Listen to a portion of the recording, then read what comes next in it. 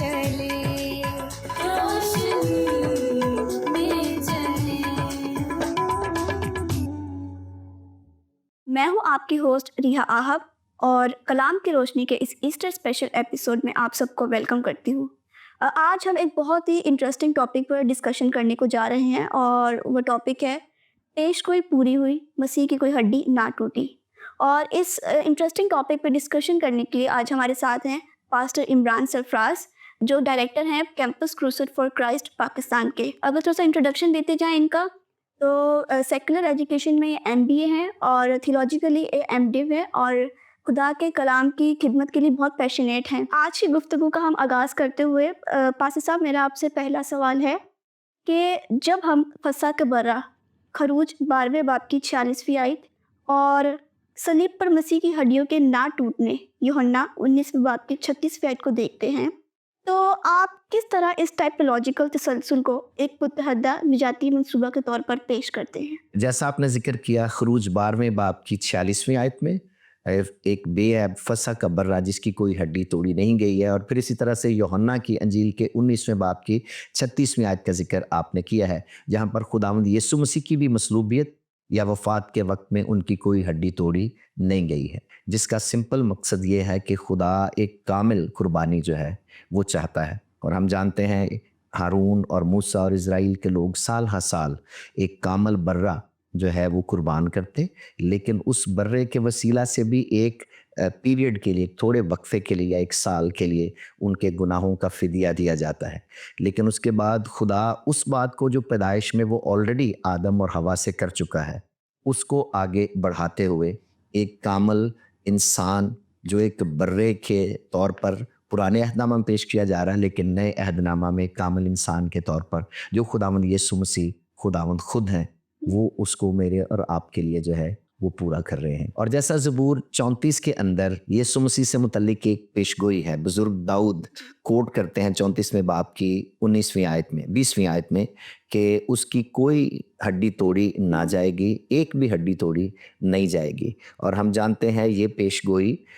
खुदावंद के उस अज़ली मंसूबे जो हारून और मूसा को खुदावंद ने दिया कि उस बर्रे की कोई हड्डी ना तोड़ी जाए, जो फसा के लिए फिदिया के तौर पर जो है वो दिया जाएगा। तो इसी तरह से हम यूहन्ना की अंजील के अंदर जब खुदावंद यीशु मसीह की मौत या मसलूबियत का जिक्र पढ़ते हैं, तो वहाँ पर खुदावंद यीशु मसीह के शागिर्द यूहन्ना इस बात की शहादत देते हैं, और वो एक चश्मदीद गवाह के तौर पर वहाँ खड़े हैं, और उन्होंने देखा कि जब सिपाही यीशु मसीह की टांगें तोड़ने के लिए आए, और यीशु मसीह से पहले उन्होंने दूसरे 2 डाकू जो दाएं और बाएं मसरूब किए गए उनकी टांगें तोड़ी ताकि वो मर जाएं, या सिपाहियों को ये यकीन हो जाए कि वो मर चुके हैं। लेकिन लिखा जब यीशु मसीह के पास आए तो यीशु मसीह पहले से वफ़ात पा चुके थे, और यूहन्ना ये गवाही दे रहे हैं कि सिपाहियों ने यीशु की कोई हड्डी ना तोड़ी। और उसके बाद यूहन्ना अपने अंजील के इस 19वें बाब में इस बात का जिक्र कर रहे हैं कि ये इस वजह से हुआ कि वो नविश्ता जो खुदा ने पहले से मूसा या हारून को एक अक्स के तौर पर दिखाया और बाद में दाऊद की निस्बत उस प्रोफेसी को शेयर किया, अब यीशु मसीह में वो पूरी होती हुई नज़र आ रही है कि सिपाही उन्हें कोई उसकी हड्डी जो है वो ना ही तोड़ी है। तो इसका कहने का मकसद ये है कि खुदा का अज़ली मंसूबा जो खुदावंद इंसान के गुनाह के फिदिया के तौर पर रखते हैं, वो हिस्सा ब हिस्सा हम पर ज़ाहिर हो रहा है। और पुराने अहदनामा में जो फसा का बर्रा जिसके वसीला से रिहाई है, जिसके खून के वसीला से इज़राइल के लोगों ने मिस्र से गुलामी से नजात पाई है, अब सारी दुनिया यीशु मसीह के वसीला से जो खुदा का कामिल बर्रा है। और ना सिर्फ इन्हीं आयात में बल्कि और कई एक हिस्सों में बाइबल मुकद्दस में हम बार बार खुदावंद यीशु को खुदा के बर्रे के तौर पर, यूहन्ना जब अपनी अंजील को लिखते हैं पहले बाब की 29वीं आयत बड़ी कॉमन वर्स है, और उन्होंने भी कहा देखो ये खुदा का बर्रा है जो जहान का गुनाह उठा ले जाता है। सो खुदावंद यीशु में खुदा का निजात बख्श मंसूबा इसी तरह से पूरा हो रहा है, और वो इस वजह से भी कामिल हम उसे मानते हैं कि उसकी कोई हड्डी तोड़ी नहीं गई है। वो बिल्कुल सालिम और एक कामिल कुर्बानी के बर्रे के तौर पर इंसान के गुनाह के लिए मसलूब हुए हैं। ख़ास तौर से इस सीक्वेंस या तसलसल की जब हम बात करें, तो जैसा मैंने पहले जिक्र किया, खुदा इंसान की निजात के लिए उसकी मखलसी या जो गुनाह उससे सरजद हुआ उसके फिदिया के लिए अज़ल से मंसूबा रखता है, और अज़ल से हमें उसकी समझ उस वक्त आती है जब انسان سے گناہ سرزد ہوا، اور پیدائش کی کتاب کے 3 باب کی 15ویں آیت میں خداوند نے انسان کی مخلصی کے لیے ایک منصوبہ، اس کی جھلک جو ہے وہ اس آیت میں میرے اور آپ کے لیے بخشی ہے۔ لیکن اس کے بعد ہم دیکھتے ہیں کہ خداوند حصہ بہ حصہ خود مختلف لوگوں کے وسیلہ سے اس کو میرے اور آپ کے لیے واضح کرتے جا رہے ہیں کہ خداوند انسان کو کس طرح سے ایک شخص کے وسیلہ سے جو ایک کامل قربانی کے طور پر اپنے آپ کو پیش کرے گا اور انسان کے گناہ کے لیے فدیہ دے گا، اس کو خداوند کس طرح سے ظاہر کرتے ہیں۔ اس کے بعد ہم دیکھتے ہیں کہ خداوند خروج کی کتاب کے اندر موسیٰ کو اور ہارون کو بڑی وضاحت کے ساتھ اس بارے میں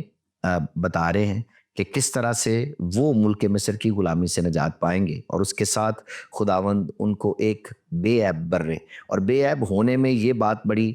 صادق ہے کہ وہ لنگڑا نہ ہو، وہ معذور نہ ہو، وہ کائنڈ آف ایسا نہ ہو جو اس کو ریجیکٹ کیا جا سکے، بلکہ ایک بالکل کامل صحت مند برہ ہو، جس کا مطلب یہ ہے کہ جب خداوند یسوع مسیح بھی انسان کے گناہ کے لیے خدا کے ٹھہرائے وقت پر آئیں گے اور مصلوبیت کے اس تجربے میں سے یا اس مشن میں سے گزریں گے، تو وہ ایک کامل قربانی جو خدا کے عدل کا تقاضا ہے اس کو میٹ کر سکیں۔ اس کے ساتھ ساتھ بائبل مقدس خروج کی کتاب کے اندر، اور پھر جب ہم احبار میں بھی آگے بڑھتے ہیں، جب ملک مصر کی غلامی سے نکل بھی آئے ہیں اسرائیل کے لوگ، تو وہ کس طرح سے ہر سال خداوند کے کہنے کے مطابق ایک بے عیب برہ جس کی کوئی ہڈی نہ ٹوٹی ہو، اور ہڈی نہ ٹوٹنے کا مطلب ہے کہ وہ بے عیب ہونا چاہیے، اس وجہ سے اس کو سال ہر سال منا رہے، اس ہوپ کے ساتھ، اس امید کے ساتھ کہ خدا نے جو انہیں وعدہ دیا ہوا ہے کہ ایک بے عیب شخص کے وسیلہ سے جو گناہ سے واقف نہیں ہے، خداوند ان کے لیے بلکہ ساری دنیا کے لیے اپنی نجات کے منصوبے کو ظاہر کرے گا۔ وہ یسوع مسیح میں مجھے اور آپ کو وہ پیش گوئی پوری ہوتی ہوئی نظر آ رہی ہے، اور بڑی مشہور والی جو یسوع مسیح کی زندگی سے متعلق ہم دیکھتے ہیں کلام مقدس میں 300 سے زائد جو پیش گوئیاں ہیں ان کا تذکرہ پایا جاتا ہے، اور یسوع مسیح کے زندگی میں ان میں سے اکثریت جو ہے وہ حرف بحرف پوری ہوئی ہیں، سوائے چند ایک کو چھوڑ کے جو مسیح کی دوسری آمد سے متعلق ہے، لیکن مسیح کی پہلی آمد اور پھر اس کی مصلوبیت اور اس کی قیامت سے متعلق جتنی پیش گوئیاں ہیں وہ کلام مقدس کی شہادتوں میں ہم دیکھتے ہیں کہ حرف بحرف ان کی زندگی میں پوری ہوئی ہیں۔ اور انہی پیش گوئیوں میں سے ایک بڑی جو کامن والی اور ایک بڑی امپورٹنٹ والی پیش گوئی ہے وہ بزرگ داؤد کی نسبت 34ویں زبور کی 20ویں آیت میں ہے کہ اس کی کوئی بھی ہڈی توڑی نہ جائے گی، اور یوحنا کی نسبت ہم دیکھتے ہیں جیسا آپ نے ذکر کیا 19ویں باب کی 46ویں آیت میں کہ جب سپاہی یسوع کو مصلوب کرنے کے بعد اس کی ہڈی توڑنے کے لیے، ٹانگیں توڑنے کے لیے آئے تھے، تو انہوں نے دیکھا کہ یسوع مسیح پہلے سے وفات پا چکے ہیں، اور یوحنا چشمدید گواہ کے طور پر یہ بات کر رہا ہے کہ میں خود اس بات کی گواہی دے رہا ہوں۔ وہ کہہ رہا ہے جس نے ایسا ہوتے ہوئے دیکھا وہ اس بات کی شہادت دیتا، اور اس کی گواہی سچی ہے کہ اس کی کوئی بھی ہڈی توڑی نہ گئی، چونکہ انہوں نے اس کی ٹانگیں نہیں توڑی۔ اور یوحنا اس بات کو جانتے ہیں کہ خدا نے جو پرانے عہد نامہ میں، خروج کی کتاب میں یا باقی صحائف میں آلریڈی فرمایا ہے وہ کس طرح سے پورا، اور آگے خاص جو ہے وہ لکھا ہوا ہے 19ویں باب میں یوحنا کی انجیل میں کہ یہ اس وجہ سے ہوا کہ وہ نوشتہ جو خداوند نے داؤد کی نسبت کہا تھا کہ اس کی ایک ہڈی بھی توڑی نہ جائے گی، وہ آج مسیح میں پورا ہوا ہے۔ سو اس طرح سے ہم دیکھتے ہیں خدا کا ازلی منصوبہ انسان کی نجات کے لیے وہ کس طرح سے آگے بڑھ رہا ہے، اور جیسا خدا نے کہا ہے وہ اس کو کیسے پورا کرنے کے لیے حصہ بہ حصہ تمام تر باتوں کو پورا کرتا ہے یا ہونے دیتا ہے۔ جی پاسٹر صاحب، آپ کا بہت شکریہ، آپ نے بہت خوبصورتی سے اس سوال کی وضاحت کی۔ میں اپنے اگلے سوال کی طرف بڑھتی ہوں۔ اگلا سوال ہے، مسیح کی ہڈیوں کا نہ ٹوٹنا کیا اس بات کی علامت ہے کہ وہ کامل اور بے عیب قربانی تھی؟ اگر ہاں تو اس تصور کو جدید سامعین کے سامنے کیسے پیش کیا جائے جو قربانی اور کفارے کے نظریے کو قدیم یا غیر اخلاقی سمجھتے ہیں؟ یقیناً یسوع مسیح کی ٹانگوں کا نہ ٹوٹنا یہ کامل قربانی ہے انسان کے گناہ کے لیے، لیکن دوسری طرف وہ لوگ جو اس سے انکاری ہیں یا جن کو اس کو قبول کرنے میں مشکل ہے، وہ نہ صرف بائبل کے شواہد سے یا اس کی وہاں پر لکھی ہوئی جو شہادتیں ہیں ان سے، بلکہ ایکسٹرنل بھی، خارجی بھی جو غیر بائبلی شواہد ہیں ان سے بھی اس بات کو جو ہے وہ تصدیق کر سکتے ہیں۔ مثال کے طور پہ ہم اگر تاریخ دان مورخین کی بات کریں اور بتایا جاتا ہے کہ ایک بہت مشہور یہودی جو مورخ ہیں، تاریخ دان ہے، یوسفس یا جوزفس، ہم انگلش میں اس کے لیے نام استعمال کرتے ہیں، جو مسیح کی موت کے کچھ سالوں بعد جو ہے وہ پیدا ہوئے، پہلی صدی میں، غالباً 37ویں عیسوی میں انہوں نے پیدائش پائی. اور ان کے بارے بتایا جاتا ہے کہ وہ ایک مذہبی رہنما بھی تھے یہودی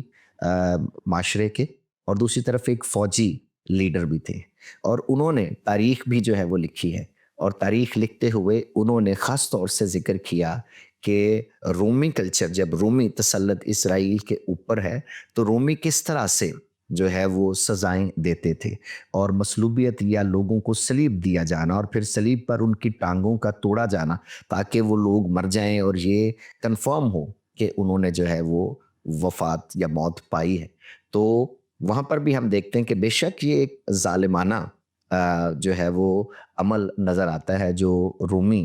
اپنی طرز حکومت میں رکھتے تھے. یہوسفت ذکر کرتے ہیں کہ پینتیوس پلاطوس کے وقت میں کس قدر سخت اور ظالمانہ جو ہے وہ طرز حکومت ان کا تھا، اور مصلوبیت کس قدر عام تھی، اور اس کے ساتھ ساتھ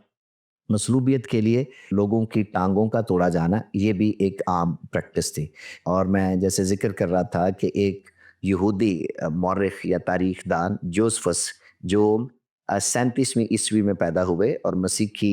مصلوبیت یا ان کی قیامت سے کچھ سالوں کے بعد پیدا ہوئے، اور ایک مذہبی رہنما ہونے کے ساتھ ساتھ ایک فوجی لیڈر بھی ہیں. لیکن جب وہ تاریخ لکھتے ہیں اس میں خاص انہوں نے اپنی کتاب جو یہودیوں کی قدیم تاریخ کے حوالے سے ہے،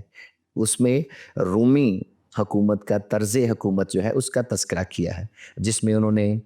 اس وقت میں ہونے والے مقدمات یا پھر ناانصافی یا کس طرح سے مختلف لوگوں کو جو ہے وہ ان کے مختلف کاموں کے لیے رومی حکومت سزا دیتی ہے، وہ اپنی اس کتاب میں، یہودیوں کی قدیم تاریخ کتاب کا نام ہے، اس کتاب کے اندر وہ خاص ذکر کرتے ہیں کہ مصلوب کیا جانا اور مصلوبیت کے وقت میں لوگوں کی ہڈیوں یا ٹانگوں کا توڑا جانا یہ ایک ظالمانہ لیکن ایک بڑا پریکٹیکل، ایک عملی جو ہے وہ کام تھا جو یہودی رومی لوگ جو ہے وہ کرتے ہیں. لیکن یسوع مسیح کی ٹانگیں نہیں توڑی گئیں، نہ ان کی کوئی ہڈی توڑی گئی. یہ اس نوشتے کی پیشگوئی کی تکمیل ہے جو زبور کی کتاب میں جس کا ذکر ہم نے کیا ہے. لیکن اس کے ساتھ ساتھ جب ہم بات کریں خارجی شواہد کی تو میں ریکمینڈ کروں گا کہ ہم اس کتاب کا ذکر ضرور کریں اور اس کی اسٹڈی کریں، خاص طور سے ایسے ساتھی جو مسیح کی مصلوبیت یا اس کی ہڈیوں کے توڑے نہ جانے کے حوالے سے شک و شبہات کا شکار ہیں. وہ اپنے شکوک کو دور کرنے کے لیے ببلیکل اکاؤنٹ کے علاوہ غیر بائبلی شواہد کا بھی مطالعہ جو ہے وہ کر سکتے ہیں، اور اس میں ایک خاص جو ہے وہ ذکر اس کتاب کے حوالے سے ہے. نہ صرف یہ بلکہ ابتدائی کلیسیا کے اندر جب ہم بزرگوں کی بات کریں جنہوں نے اپنی آنکھوں سے خداوند یسوع کی مصلوبیت کو دیکھا، اب جیسے ہم نے ذکر کیا یوحنا اس کے چشمدید گواہ ہے، اس کے علاوہ ابتدائی کلیسیا کے اندر جو بزرگ ہیں جب ہم ان کی خدمت کا ذکر پڑھیں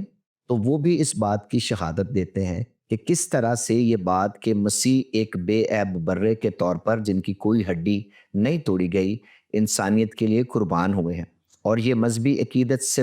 کے ساتھ ساتھ ان کے ایمان کا حصہ ہے، اور اس کا بار بار وہ ذکر کرتے ہیں. جہاں رومی حکومت نے اس طرح کی تحریک کو دبانے کے لیے ہمیشہ رومی حکومت جو ہے وہ ایسی باتوں کو ختم کرنے کے لیے، کسی ایسی تحریک کو اختتام دینے کے لیے جو ہے وہ مصلوبیت جو ہے وہ اختیار کرتے تھے، لوگوں کو صلیب دینا. لیکن دوسری طرف ابتدائی شاگرد اور پھر ابتدائی شاگردوں سے آگے جس طرح سے مسیحیت پوری دنیا میں پھیلی، وہ اس بات کی شہادت تھی کہ مسیح کی موت جو ہے وہ مسیح کے لیے یا مسیحیت کے اختتام کا نہیں بلکہ اس کے آغاز کا جو ہے وہ باعث بنی ہے. اس وجہ سے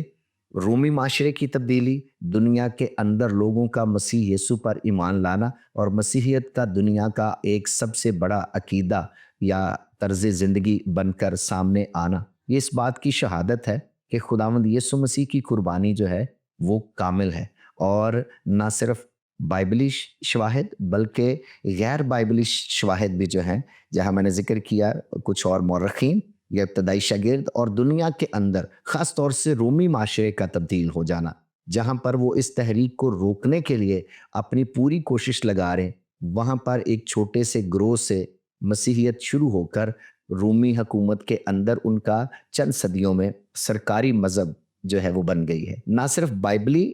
شہادتیں یا بائبل کے اندر جو کہانی لکھی ہوئی ہے وہ سچی ہیں، اور خداوند یسوع مسیح کے وسیلہ سے جو کچھ کلام مقدس پرانے عہد عتیق میں بتا رہے ہیں وہ سچا ہے،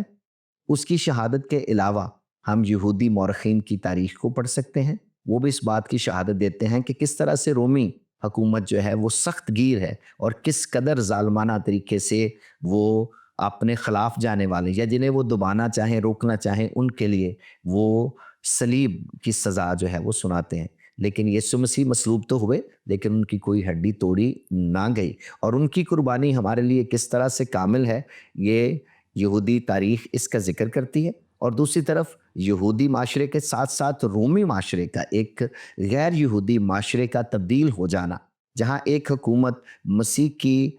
یا مسیحیت کے پیغام کو، اس تحریک کو دبانے کے لیے اسے مصلوب کر رہی ہے، وہیں پر مسیح کی مصلوبیت صلیب پر جو ہے وہ مسیحیت کے آغاز کا باعث ہے۔ اور نہ صرف یہودی لوگوں کے لیے جو مسیح پر ایمان لے آئے تھے، بلکہ غیر یہودی لوگوں کے لیے، خاص طور سے رومیوں کے اندر بھی، جو اس نئے طریق کو یا اس مذہب کو یا اس عقیدت کو، ایمان کو دبانے کی کوشش کر رہے تھے،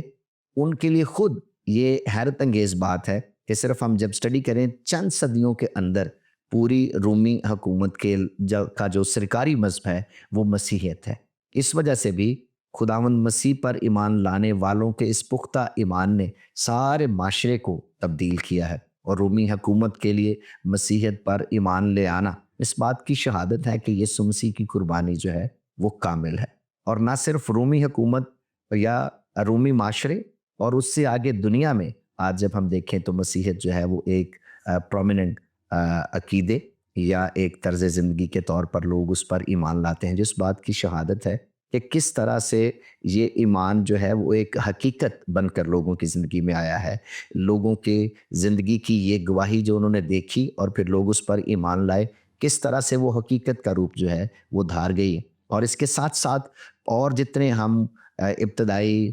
بزرگوں کا ذکر پڑھتے ہیں جنہوں نے مسیح کے بارے میں شہادتیں دیکھیں اور لکھیں اور ایمان کو جو ہے وہ آگے اور شیئر کیا ہے، اس کے ساتھ ساتھ ہم ایون دور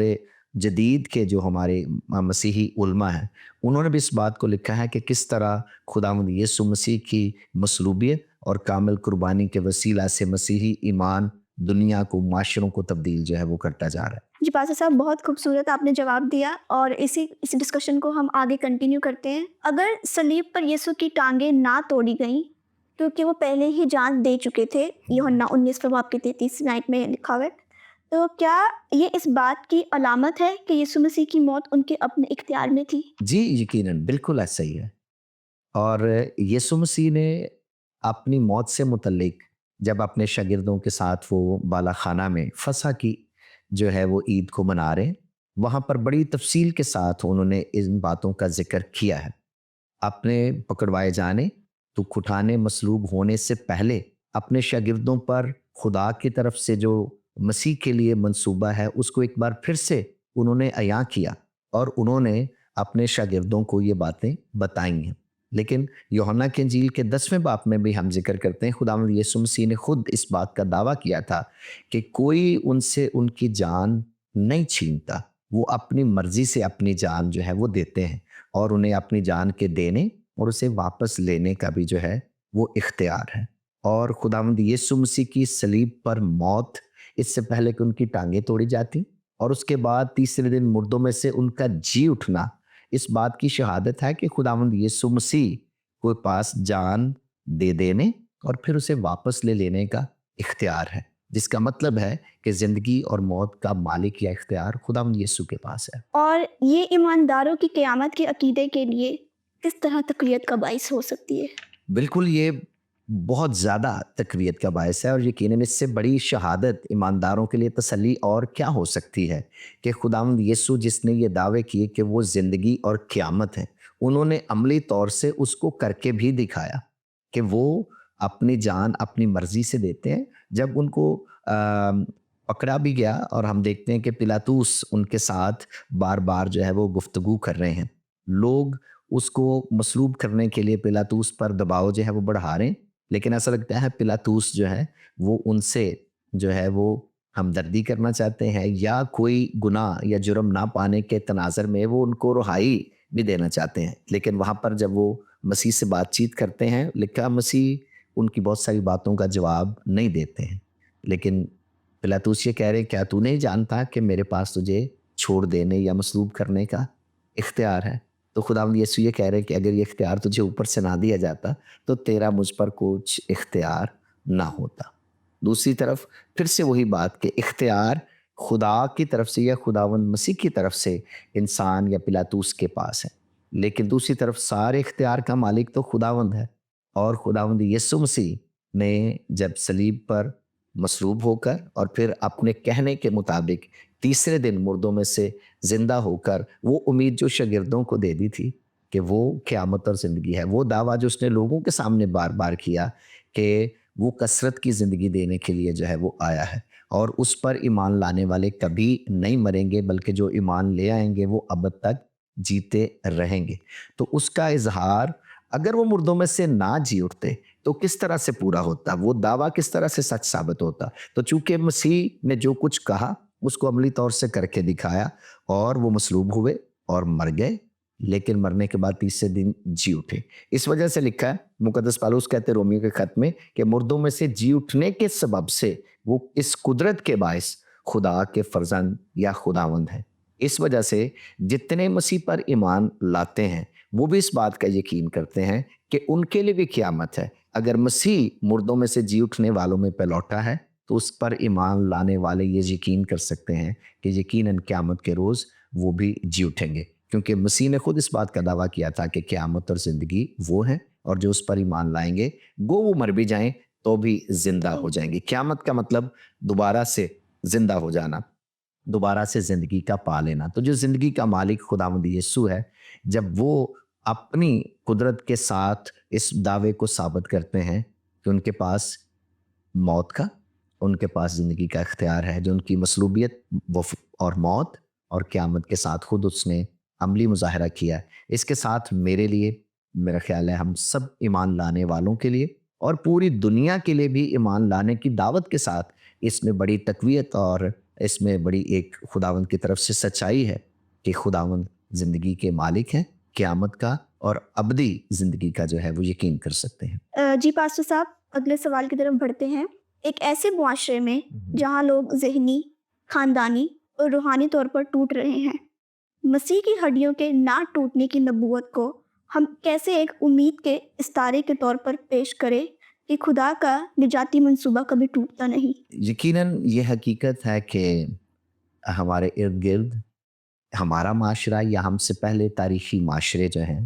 وہ توڑ پھوڑ کا اور نا امیدی کا شکار رہے ہیں، اور آج کے دور میں یہ بات کمپیریٹیولی زیادہ ہمیں لگتی ہے۔ اور اس طرح کی ٹوٹ پھوٹ کے ساتھ جہاں رشتے، ناطے اور معاشرے جو ہیں وہ ٹوٹ رہے ہیں، وہاں پر خداوند یسوع مسیح کی ہڈیوں کے نہ توڑے جانے کو ہم اس طرح سے سمجھ سکتے ہیں، اور بے شک یہ کلام کی اور لوگوں کی چشم دید یا آنکھوں دیکھی گواہی کے نتیجے بڑی واضح بات ہے کہ مسیح کی کوئی ہڈی توڑی نہیں گئی ہے، لیکن یہ ضرور لکھا ہے کہ اس کا بدن ہمارے واسطے توڑا گیا ہے۔ اس کا ذکر انہوں نے خود مقدس لوکا کی انجیل کے 22ویں باب میں کیا ہے، اور جب شاگردوں کو انہوں نے روٹی دی اور کہا کہ یہ ان کے بدن کی شبیہ یا علامت ہے، اور وہاں فرمایا تھا کہ یہ بدن تمہارے واسطے توڑا جائے گا۔ سو خداوند مسیح کے بدن کے توڑے جانے کے وسیلے سے ہم نے جو ہے وہ مخلصی اور شفا پائی ہے، لیکن دوسری طرف یہ ہے کہ خداوند مسیح کی کوئی ہڈی توڑی نہیں گئی ہے، جس کا مطلب یہ ہے کہ اس دنیا میں رہتے ہوئے جہاں ہم دکھ اور مشکل اور پریشانی کا تجربہ تو کر سکتے ہیں، مصائب اور مشکلات ہم پر آ تو سکتی ہیں، لیکن اس کے باوجود خداوند کے ساتھ جو ہمارا ایک رشتہ ہے یا خداوند کی طرف سے ہماری ہمیشہ کی زندگی کا جو وعدہ ہے وہ سٹل اٹوٹ رہتا ہے۔ مشکلات یسوع مسیح نے اپنی زندگی میں اپنے بدن پر برداشت کی ہیں، لیکن لکھا ہے خداوند نے اپنے کہنے کے مطابق اس کی ہڈیوں کو محفوظ رکھا۔ ایمانداروں کے لیے بھی جو معاشرے میں مشکلات کا شکار ہیں